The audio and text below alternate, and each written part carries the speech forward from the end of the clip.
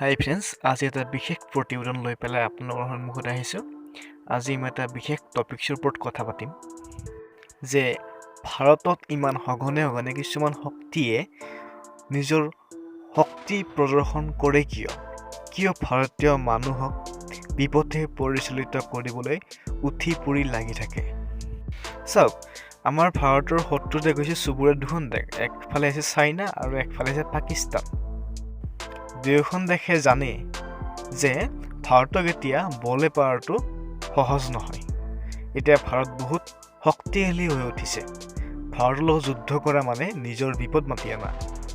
এইফালে ইছলামিক যিবিলাক টেৰৰিষ্ট আছে তেওঁবিলাকেও ভাৰতক বিভিন্ন সময়ত অস্থিৰ কৰি তুলিবলৈ লাগি থাকে। এতিয়া যিহেতুকে যুদ্ধ কৰিবলৈ নোৱাৰে, তেওঁলোকে কিছুমান বিশেষ পন্থা হাতত লৈছে। যেনেকৈ আমাৰ ভাৰতৰ চোৰাংচোৱা সংস্থা আছে, যিয়ে বিভিন্ন ডাটা নাইবা বিভিন্ন কাৰ্যকলাপ কৰি পেলাই আমাৰ দেশৰ শান্তি শৃংখলা বজাই ৰাখে। আৰু সেইবিলাক দেশৰো কিছুমান চোৰাংচোৱা সংস্থাই আমাৰ ভাৰতক আভ্যন্তৰীণভাৱে অশৃংখল কৰিব চেষ্টা কৰি আছে। আৰু সেইবিলাক কৰিবলৈ আমাৰ কিছুমান দেশৰে নেতা ববিয়াক ব্যৱহাৰ কৰি আছে।